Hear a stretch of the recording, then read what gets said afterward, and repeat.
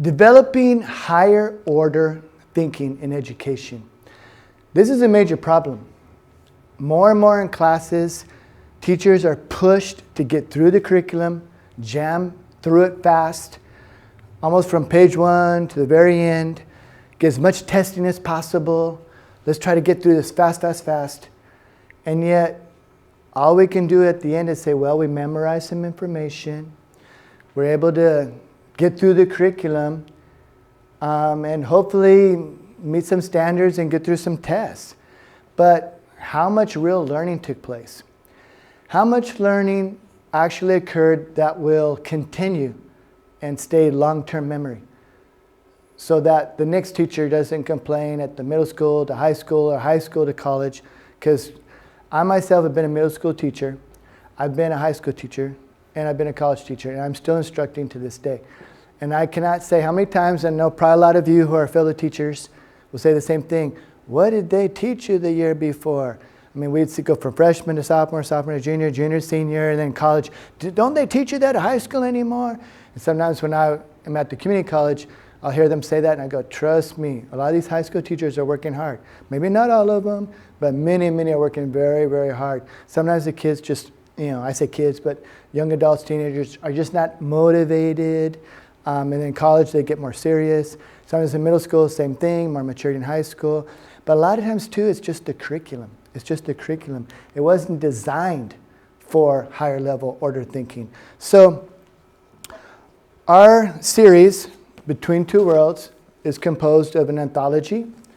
It has 10 novels, multicultural, multilingual, character building, very high interest.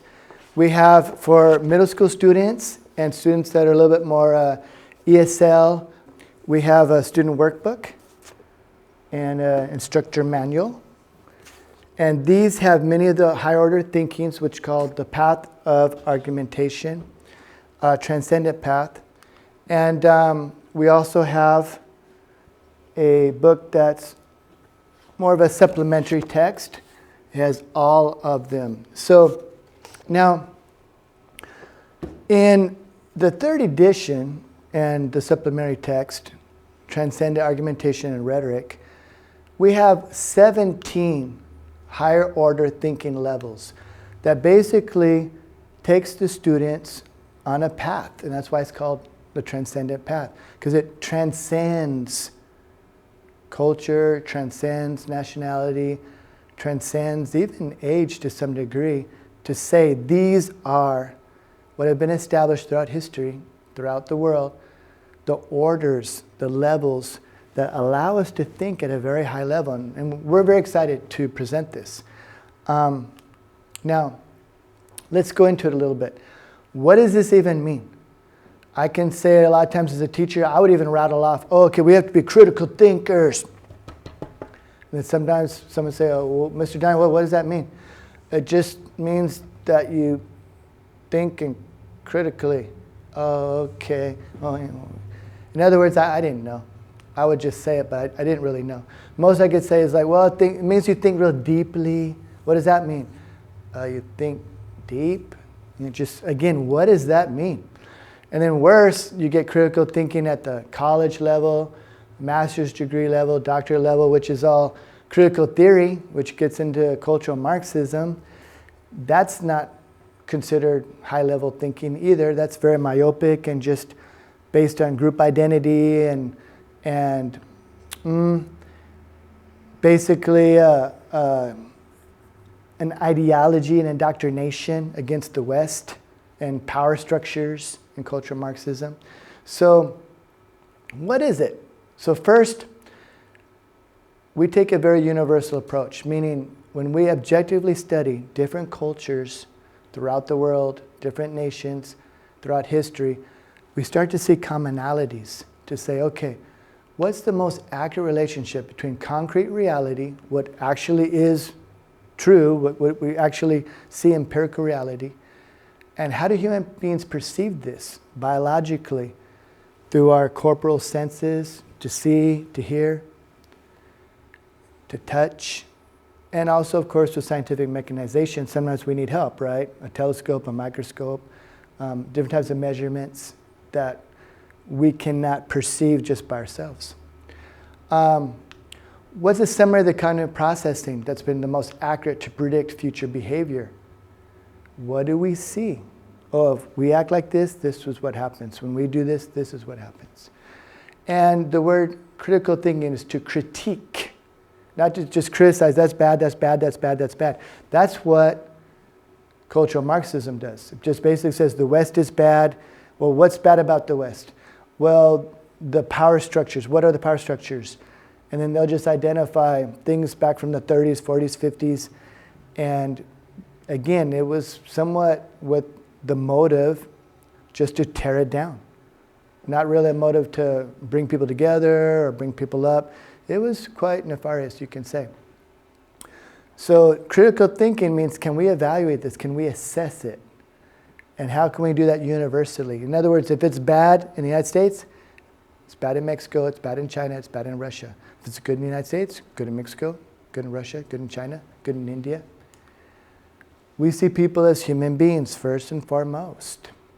So we're going to go look further too and say, what are the deepest layers or root causes or root motives for our beliefs, our thoughts, our feelings, our actions? That's going deeper into analysis. A study of human behavior has resulted in the greatest wellness. What is wellness? Body, mind, and spirit. Overall health. When we look at that throughout the world, throughout history, and we start seeing from a humanistic approach the design of the body and how human beings interact with each other, again, we start finding commonalities. So let's look at some of these main questions here. What specific cognitive processing leads to higher orders of thinking? What specific cognitive processing leads to critical thinking? So again, we're not going to cover all 17 levels that are in our workbooks. Our basic edition has 10. But I think this will give us a very clear picture to help students see that anybody can develop higher order thinking. And I will say myself that as a consultant with the ELA and Hidalgo team, I myself have grown applying these principles, studying them, applying them. Even as a teacher, someone educated from a middle-class family, I myself have grown tremendously applying them and even just identifying them. So first, where do we begin? Independent thinking. A quote by Ernest Holmes, practically the whole human race is hypnotized because it thinks what somebody else told it to think. That's where we have to start. That's the first domino push. And we use that metaphor throughout our workbooks. If we cannot even think for ourselves, we're not going to go forward. That's the number one stage, number one level. We have to be able to think for ourselves. Will we fail? Sure. Will we be wrong a lot of times? Sure. But we have to do it. It's like walking, running, driving a car, anything. Until we do it ourselves, we can't really get good at it or perfect a technique, whether it's, again, anything in life, carpentry, plumbing, playing a sport, playing an instrument, computer programming. We do not get good at something until we start doing it for ourselves, not just watching people. So if we don't think for ourselves, we just go, oh, well, so-and-so said it, or Dr. So-and-so, or the celebrity on television, or we follow the news, we're never going to be able to develop thinking. Or even for students, as teachers, we do not want to say, just do what I tell you to do. Just think the way I tell you to think. No. We want our students to be independent so they can think for themselves. As teachers, we want to present information and present ways of thinking and have them participate, but not indoctrinate them. So anybody can become, again, a higher order thinker, but we have to start the process, and number one is very simple, but think for ourselves. We can be influenced by other people, and it's healthy to listen to people if they are experts and read, but bottom line, we have to make our own decisions. We don't blame anybody either. Oh, well, it's so-and-so's fault. Well, I just did what they... No, we are free people. We think for ourselves. We take responsibility for it. The next level I'd like to talk about in the book, it's level 3. Again, I will not be discussing every level of the 17, but many of the main ones to give a clear picture, is having an open mind. If we have an open mind, that means that we allow information to be perceived, to come into our minds, and then we analyze it. We don't just put a door up there, closed mind, and reject it. We don't just say, no, I refuse to talk to you. No, you're just wrong. I don't even know what you're going to say, but you're just wrong. So we have to have an open mind. So this means surrendering pride to dominate and control. We're not afraid. We don't go, no, I don't want to hear that. But it also means overcoming timidity to appease and submit. Well, someone might get mad at me if I disagree. How much does this happen in the classroom? So as a challenge to all of us as teachers, we do not want to be prideful to make students feel like only we know the answer. We need to be real. Every time we teach, there's going to be a lot of students that are smarter than we are. That's reality. Or at least more intelligent than us in certain areas. I think about Howard Gardner's 7 Intelligences a lot.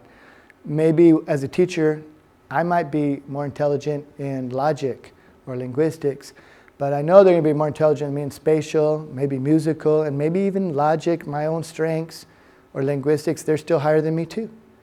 I just might know the content area. So I would be prideful and also foolish to try to tell a student, no, just listen to me, or I know more than you, or no. A good teacher will be humble enough to encourage students to really learn and develop. Imagine if you're teaching a Mozart. You might have a student in your class that is in middle school or high school or even college, and yet you're looking at a Mozart to where they're just developing, so we might be a little bit higher than them as far as our personal experience and knowledge, but in 10, 20 years, you're looking at Elon Musk. You're looking at Einstein. Who knows? So we want to be very open as teachers to allow information to be processed and analyzed. Not just to say, no, we cannot do that. Sometimes that's called censoring or cancel culture. Another very, very important level is logic. A lot of times people say things even like, well, who cares about logic? Well, we live by logic. Our brains were designed for logic. It's as simple as a little child puts his or her hand near a fire, a stove, and then, it's burned. The mind right away categorizes that, compartmentalizes it, and says, don't do that again or you will feel pain. Okay, hand close to the fire or touching something really, really hot, hurts, burns me, don't do it again. Cause and effect relationship. All of us should live by logic. Are there things beyond logic? Oh, that's a further discussion. But even when people say, well, but love, well, that's logical too. Because if we love someone, then we want to say that's a high value. So logically, cause and effect relationship, I'm going to treat that person really well. I want that person to treat me very well. It's important that I'm treated well and that I treat this person well. So what is logic? To make it very simple, to simplify, instead of a huge book of 500 pages or a bunch of mathematical equations, look at patterns. Do you see a consistent pattern? If you do, follow that pattern. If someone acts a certain way consistently, you can start predicting future behavior. Excuse me. Cause and effect relationship, causality. If we see that A causes B to happen, then we can start predicting once again future behavior. And that helps us for making decisions, for thinking. Prediction is a very important intelligence, a very important order. Making decisions in your job, your family, relationships, etc. And then nature. It's very important to understand the design. When we open up a box, and let's say it's a computer, it's an iPad, it might even be a television, Maybe it's a new power saw for those of you that are real good with their hands and have a high spatial intelligence. Almost anything, right? We get a set of directions. Maybe we have to install a ceiling fan, lights. We get a set of directions. We understand how this works. And even when we look at animals, we're not going to train a dog the same way we would try to train, let's say, a lion or a bear, or couldn't train, but we'd have to treat a shark or a killer whale. The way we would treat or handle a cobra, a rattlesnake, or tend to a flock of sheep, or raise chickens. We start understanding how animals function, and then we're able to treat them in the most efficient and successful manner as farmers, or as just owners of pets. A fish as a pet is not the same as having a cat or a dog, because they're different types of animals, different biology, different design. So for human beings, we want to look at what is our biology, to say, okay, what is the design of my body? What is the purpose? How does each part function? A simple example would be, for me, I say, okay, I'm a man. I have my design in my body, not just my sexual organs, but even my bone structure and many other features. But I could say, okay, I have these hands. Now, we know that some people can walk on their hands. Sometimes you see people in gymnastics or certain types of dancers, even circus performers, and sometimes they're quite incredible. I wish I could do that right now and demonstrate, but I cannot do it. I would fall right away. But even as someone who could walk on their hands, and we're very impressed, a small child of just 3 or 4 years old could run past that incredible athlete or performer, and we don't go, oh my gosh, wow, that 3-year-old, 4-year-old toddler is amazing. No, because we understand that walking with our feet, our legs upright, that is according to the design of our body. Whereas going the hands, it's possible, but it's against the design. It's much, much more difficult. So when we think of the nature of an animal or human being, it starts to help us get in line to go, oh, this is how people behave.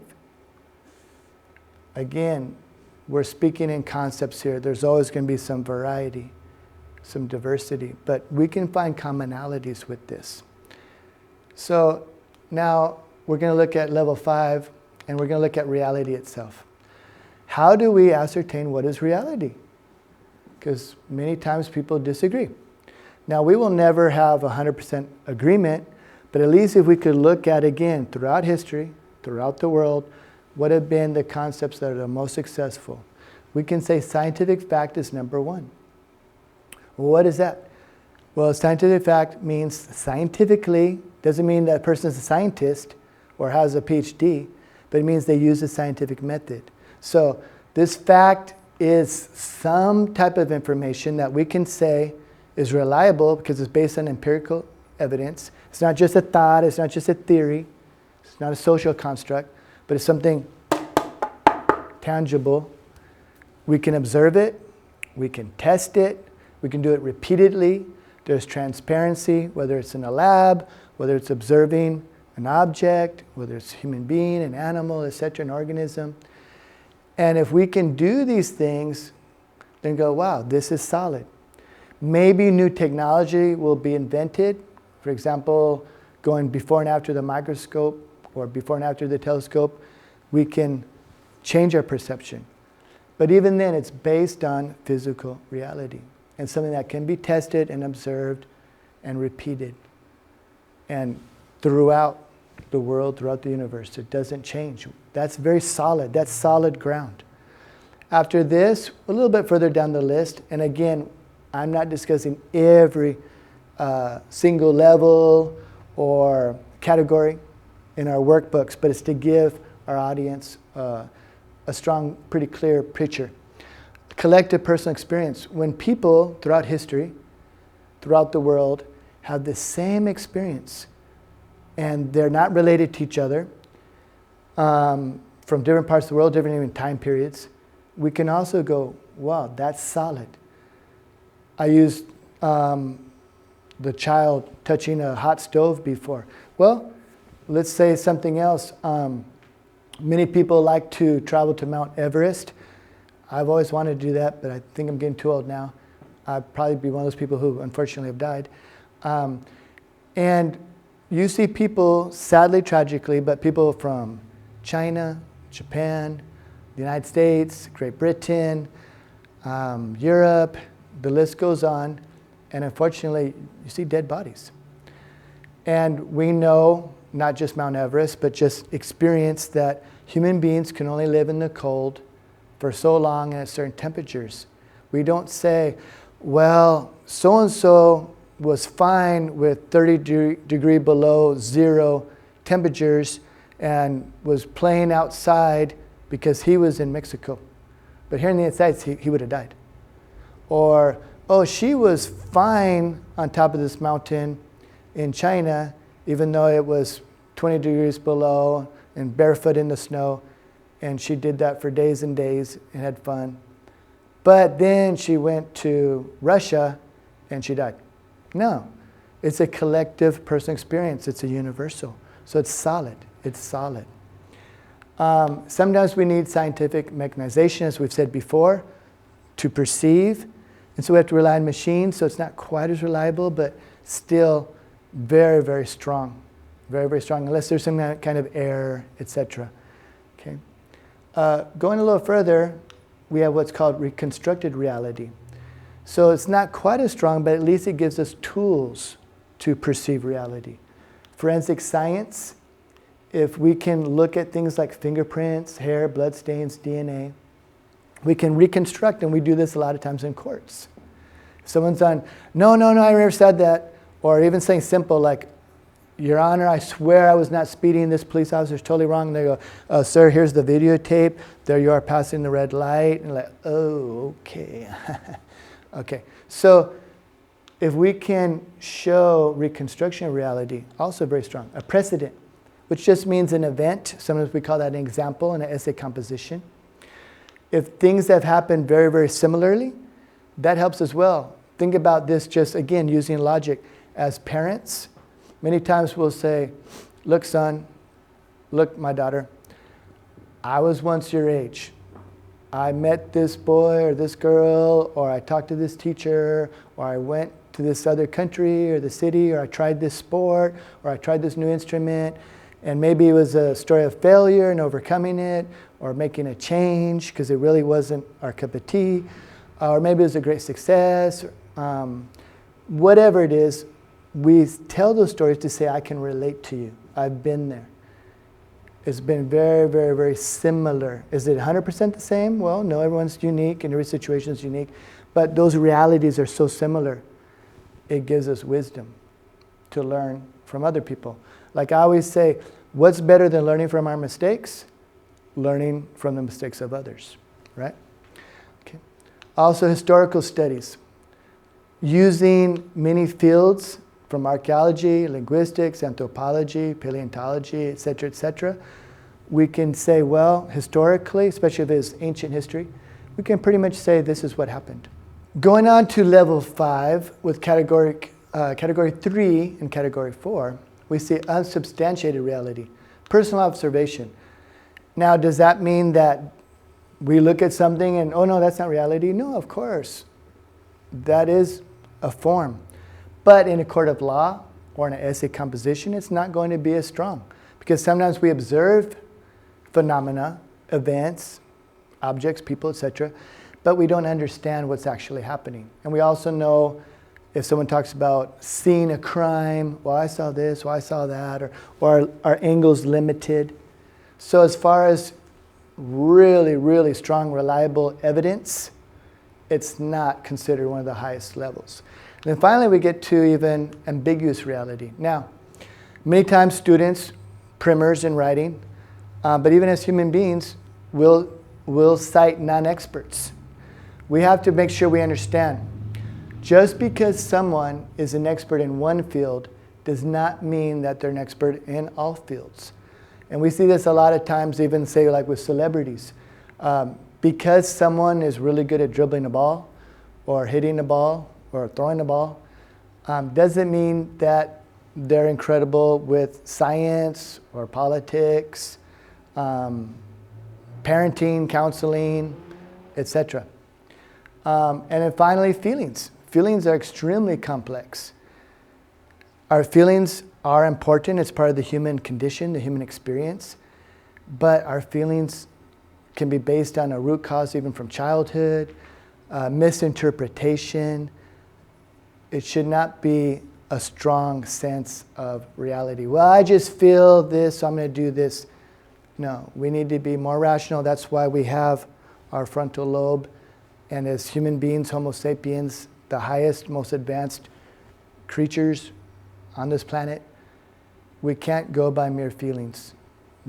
Not reliable at all. Again, part of the human experience and very, very beautiful, but not to say this is reality or this is a really, really strong reason to make a decision. Feelings come and go. They change very easily. A lot of times they're misinterpretations or, again, neural networking from childhood or adolescence, etc. Not a strong, reliable source of reality. All right, let's continue. Now, going back a little bit to interpretation, because in our workbook we do interpretation sandwiching reality. Because interpretation is based on logic, but also context. Context is based on analysis and synthesis. So basically, if you can isolate individual components of a whole, and what do they look like? What is their composition? How do they function? That's breaking it down. And synthesis is what does it look like altogether? How does this individual perform alone? How does this individual perform as a team? How does this ingredient perform alone? We do this with something as easy as breakfast cereal or a candy bar or a meal, but also even when analyzing, say, vaccines or certain drugs. How does each ingredient that make this up, is it dangerous? Is it non-dangerous? Is it effective? How does it work in isolation? How does it work in synthesis, in unity with all these other ingredients? It's very, very important to do that. And the same thing with people. When we're doing context. Who wrote this? Who's this person? Why did they write it? What's the motive? To whom did they write it? Or if it's testing, who did this test? A lot of times we get statistics, right? Well, we need to know who's behind this. Do they have any ulterior motives? Are they pure motives? Or do they just want to make money or manipulate people? Do they have a reputation of doing that? Where is this money going for? Was it transparent? Or do they just say 80% of, and we don't even know what that means? Does 80% mean really only 8 out of 10, but they don't tell us that, so hardly anybody was tested? Who were the people that were tested? What were the results? Was it repeated often in a blind study, double-blind study? Or is it just one test and, oh, we got lucky, let's just go with that? So when we do context, we really, really, really delve into a depth of analysis and synthesis. Okay, continuing. Cognition. This means how do we actually process information? Similar to a computer, our brains have neural networks, and we're able to process information and put them in compartments. Now, if it's impulsive, that means it's like a survival method. Basically, it's instinctual. Sometimes that can be right, like a gut feeling, but far often, and probably more often than not, it's not right. Because our bodies originally were created for survival, not for high-level thinking or even, say, happiness. But really, how can I survive? So when we're impulsive, usually it's just, I'm going to do whatever I need to do to protect myself or to dominate.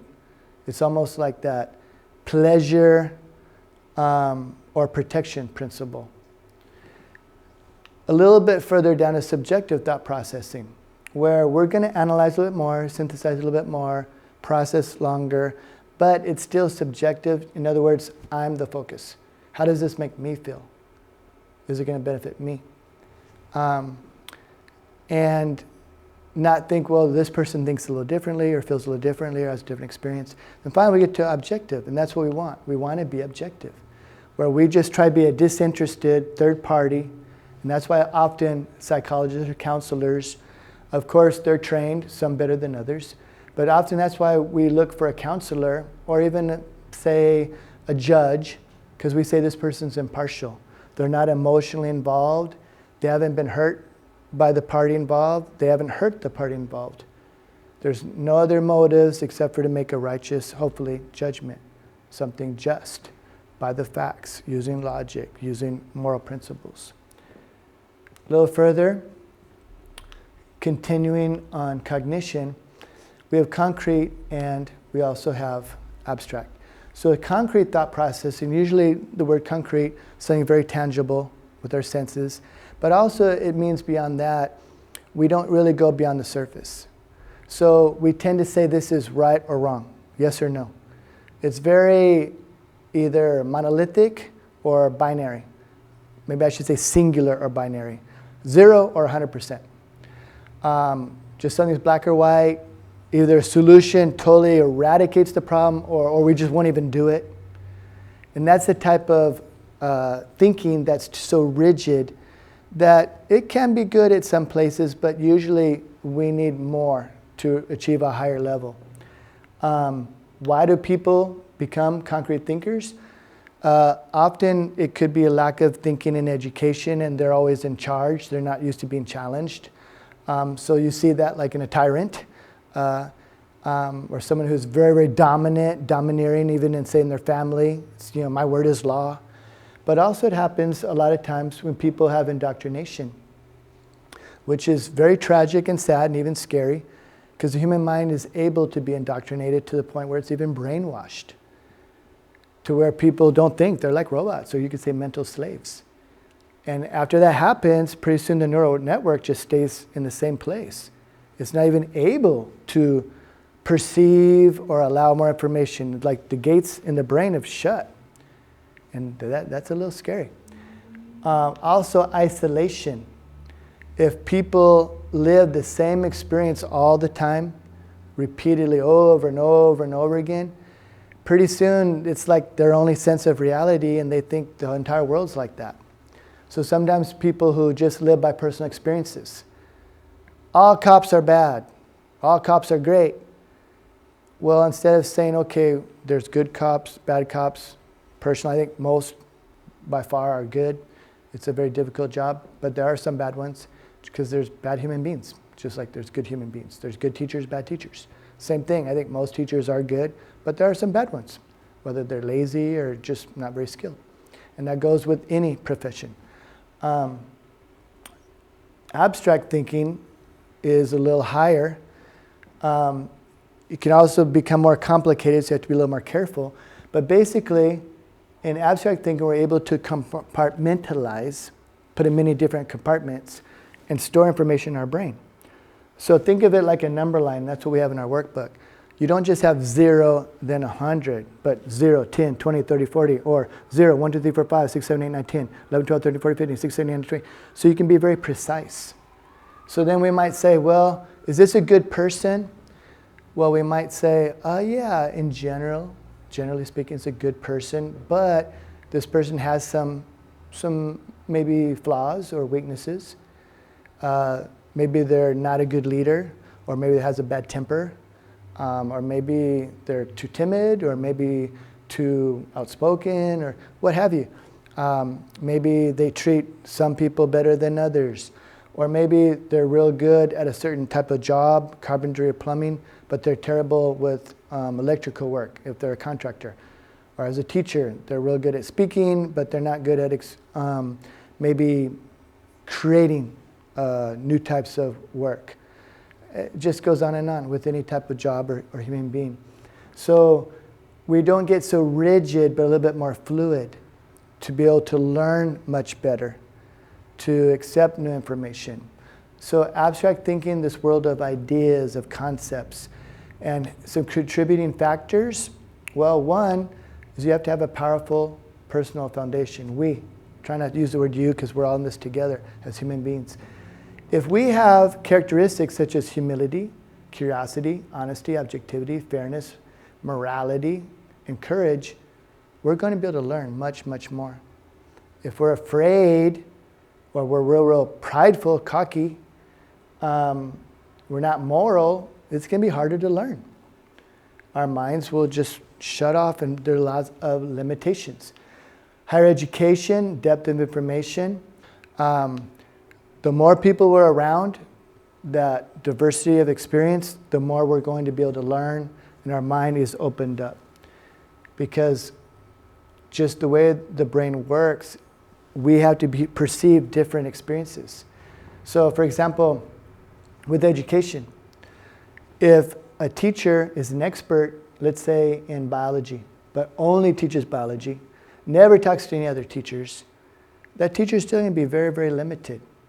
Whereas if someone's a teacher, or let's say even an administrator, and they constantly go to other classrooms, they see biology teachers, physics teachers, chemistry teachers, and then English teachers, history teachers, the band teacher, physical education teacher, the art teacher, foreign language teacher, they start seeing a myriad of different ways of teaching, of learning, different curriculum, different ideas, more information. They become a much more multifaceted person, and their brain more supple and more understanding. And you could say that with jobs too. Someone who might be really good at, let's say, carpentry, but never talks to people who are really good with computers. He might think that the computer person is stupid if they're not good at carpentry. But if he or she has more personal experience, they're like, okay, you're not so good at carpentry, and things that for me are just easy, or I know the exact type of saw or the type of tool. It's instantaneous. My brain just processes it really fast. I know exactly how to measure this. Just even by experience, I don't even need to measure it. Then I go into your world and computer programming, and I'm clueless, but I'm like, oh, okay, you have those skills there. It creates a little bit more of a humility and a willingness to learn. And we don't just think of people as smart or dumb, but we can see like, okay, in different fields, people have different aptitudes.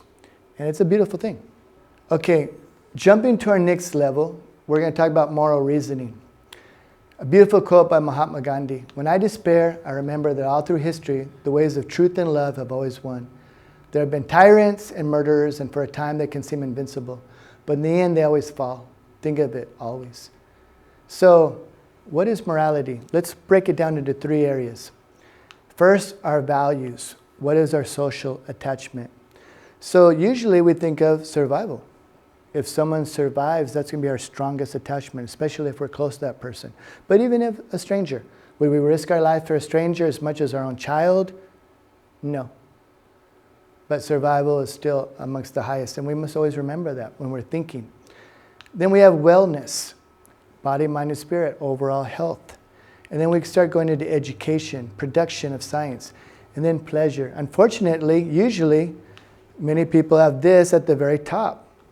We see that in industry, we see that in entertainment, in the way society is formed. A lot of times people are valued higher if they're more physically attractive, but they might be a terrible person. So if we can think of trying to get pleasure a little lower, we all want pleasure. Pleasure is beautiful, it's wonderful, but it should not be our highest value. That will help us a lot in our relationships, in our own individual lives, and in our thinking. Also, part 2, we have to understand virtues and vices. Whether someone's religious or non-religious or a different religion, we have universal virtues that have always led to wellness. In other words, when people participate in vices, they're going to hurt themselves individually and socially others. There's no way like, okay, in my culture, we hate people, and we hate them so much, and I even hate myself, but it's wonderful. No, it's a universal. If I hate myself, I'm going to destroy myself. And if I hate others, I'm going to destroy them. Whereas if I love myself, I'm going to do what's best for me and help myself to be the best version I can be. And if I love others, I'm going to do the same for them. And finally, normative ethics. In a moral system, we want to see if we can have at least one of these, but ideally want to get all 5. So think about this. If you're deontological, you look at the act. Is that act good or bad? Teleological, you're saying, well, what's the end result?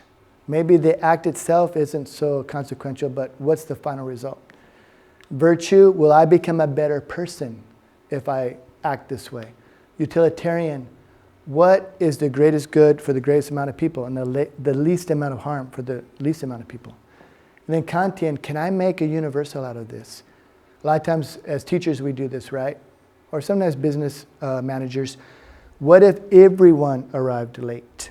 What would it be like? What if everyone stole just a few little items from Walmart? Oh, they're $1 billion, multi-billion dollar, they can. But what if everyone did that? So if we can make a universal law and say, does that lead to wellness or benefit, prosperity, or the opposite, destruction, harm, that's also a way to look at ethics. Frames. This is very, very important. People, if they're egoistic, after processing information, basically they're going to say, what's in it for me if I have an egoistic frame? So everything comes down to just me, me, me, me, me. That's a very low level. And unfortunately, many people are narcissistic and behave that way. But it's not good. It can lead to lots and lots of harm. But what if you create this type of drug or this type of food or this type of testing? Well, I don't care, I make a lot of money. That's not a good way of thinking. Tribal frame is a little better, but tribal thinking hurts us tremendously because we start thinking, what's the benefit for people like me? What's the harm for people like me? And we start getting into group identities. Maybe someone's outside of the group and they have a better idea. Or maybe a law or a rule is only good for certain people of a certain race or a certain skin color or a certain economic class, certain political affiliation, but it's very, very harmful to many, many other people. So the highest frame is transcendent. Now, of course, there will be exceptions. If it has to do with our family, then yeah, we need to start thinking a little bit about our own children or things like that. But overall, think about it. What if we considered all of humanity in a frame? Then we really, really start thinking with a comprehensive view.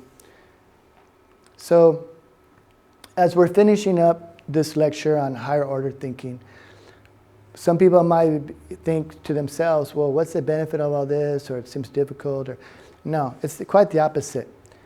If we develop higher order thinking, we're going to be independent. We're going to be alive. We're going to be free. And isn't that what life is all about? We're not mental slaves. I mean, to me, if we don't think for ourselves, we're basically dead. We're robots. Empowerment. I still remember a student who said, without knowledge, it's like we're just slaves. We have no control. We don't know what's up or down. We don't know what to do. We're just kind of rolling the dice.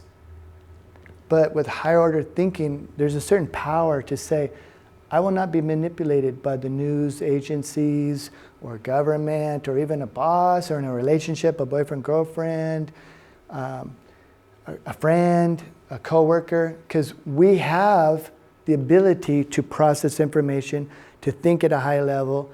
So we can listen to people, but we can make strong judgments to make good decisions, good actions that are beneficial to us and to others. Interpretation. We understand biology, design. We understand physical reality. Once again, we can make good decisions for our relationships, our businesses, for education, and we just get stronger and stronger. We don't make foolish decisions. You know, I could say right now, I could walk towards a wall and say, no, that wall's not really there. I don't feel like the wall's there. I think I'll be fine. I'm just going to walk there. No, I'm going to hit my head on it. I'm going to get hurt. Worse, what if I jump in front of a train? I'm using hyperbole, but to make the point, I have to live in reality. Otherwise, I'm going to hurt myself, probably hurt others. Imagine if I told other people to jump in front of a train. No, you can fly, or just think the train's not there. You know, you can do it. No. So, morality. If we don't even know what right and wrong is, we're going to stumble in life. We're going to hurt ourselves, we're going to hurt others. And if we use universal virtues and vices, that gives us a good guide.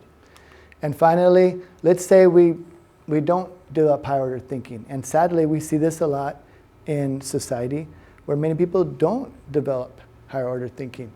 Well, they're dependent. Save me. Help me. I can't do it myself. I'm powerless. I'm a victim. I need you. They're always dependent on others. They never get going with their life. That's very, very sad. And when it comes to thinking, a lot of times they're just an echo chamber. What should I do? Well, whatever you say. Well, I heard this on the news, so I'll just say it. Or this celebrity said this, I'll just say it. Or this teacher just said it, I'll just say it. Or in a relationship, whatever you say. You know, they're not really alive. Incapacitated, they'll never reach their full potential. Misinterpretation, again, oh, that wall's not really there. I don't care, it's made out of cement. I'm going to run right through it. I can do it. Doesn't matter, my biology is made out of bones and skin cells and muscles, and that's made out of cement, a much denser material. It's okay, I'm going to run right through it. No. We live by physical, empirical evidence, and we don't misinterpret things. Or, well, this person lied to me 5 times in a row and I've lost all kinds of money, but I think the next time they're going to be honest and I'll make lots of money. No, we follow the pattern. We're logical. And immorality, again, if people who constantly lie to others, they're going to lose friendships, relationships, credibility. No one wants to work with them. No one wants to trust them. And worse, if they're hateful and hurt people, people will not appreciate that. Or if they're in a leadership position, they're going to hurt many people, destroy many people. Who cares if this product or this food or this drug hurts many, many people, as long as we make money? And the opposite, maybe it's something that's really, really beneficial, a drug or type of food. Well, let's promote it.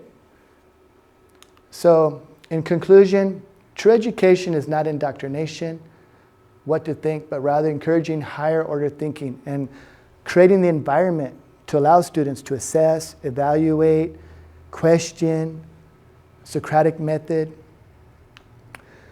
And we need to make sure that we understand, and this to me is extremely important.